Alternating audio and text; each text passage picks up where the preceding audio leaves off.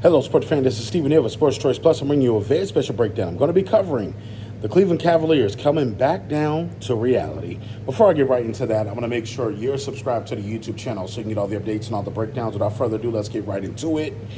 The Cleveland Cavaliers lost their first loss of the season after going 15-1 to start the season and 7-1, essentially on the road. And you looked at the game and you looked at Boston. Look at how the game was played. You looked at how not only the intensity felt like a playoff game, but they also learned a valuable lesson. Before you start winning, sometimes you have to lose. From the standpoints of talented teams, the Cleveland Cavaliers have a very deep team, and I'm talking about from Donovan Mitchell, Garland, Mobley, Jared Allen. They've got players everywhere on the team. Players everywhere on the team.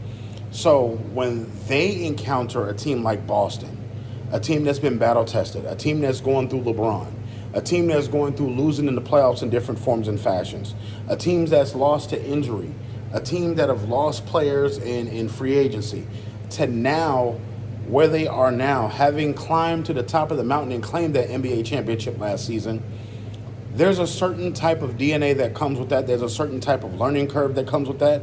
And there's also a switch sometimes that comes with that. Boston right now has that switch. When you think about the Boston Celtics, I'm just talking about from the standpoint of Jaylen Brown, Tatum, Jrue Holiday. They have a threesome that essentially has been battle-tested and knows how to win. When you add the likes of Al Horford there and his wise NBA knowledge, when you add Derek White to the mix and what he's been able to do in his NBA career, the things he's seen, the tutelage under which he's played under great coaches, a lot of this stuff comes and you're not surprised when they stop people's win streaks. Because not only do they play good as a team, their defense is top tier. Not only that, they shoot more threes than they do twos, and they're more effective in that way. You see the likes of them scoring in bunches when their starters all give you at least 10 points a game and their bench pours in a little bit. You know, it's their top heavy, but you got to ask yourself, in crunch time, their guys all know how to play, take charges, set screens, backdoor cuts. They all know how to switch defensively. They all can play one-on-one defensively. So it's so many things that come with it that I think that Boston has such an advantage over people because you don't have that many waves that are actually good. So think of it from this standpoint. If Jason Tatum's not on, you usually have one, maybe two guys that are great on your team. But from the standpoint, if Jason Tatum's not on, Jaylen Brown is on. If he's not on, then you can go to Derek White. Derek White can go to Jrue Holiday. I mean, and then you got to think, from the standpoint, anybody can hit threes. Their spacing is impeccable.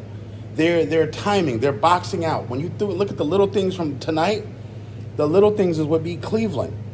And I think the cherry on the top is Jason Tatum and Jaylen Brown applied the pressure to them all night long. They forced them into defensive sets that they didn't want to be in.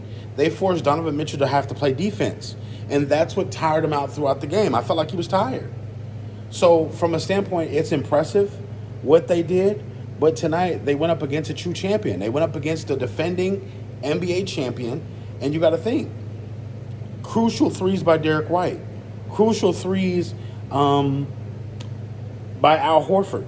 You know, from the standpoint, crucial threes from Jaylen Brown. You know, these are back-breaking shots where guys are taking wide open threes. The spacing, again, let's talk about it. When you got an all-star that's going down the lane, you think, okay, he's going to try to go dunk. He kicks it out to a three-pointer, which is a lower percentage shot, but they're hitting at a clip that's much more acceptable. So the two has been replaced by the three in Boston. And you got to think, the Cavaliers are going to have to learn how to win when it matters. They're going to have to learn how to win when it comes to playoffs. Because if they don't, they're going to run into this same buzzsaw. They're going to run into this same type energy when it's time to actually win. So from that standpoint, Cleveland, good luck.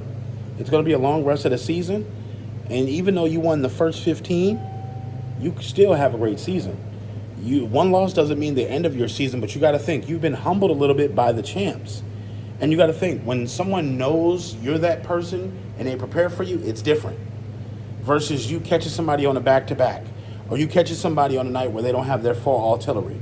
or you catch somebody where they're not up to par and they don't have all their players because some people are injured, fatigued, and played a lot of minutes the night before.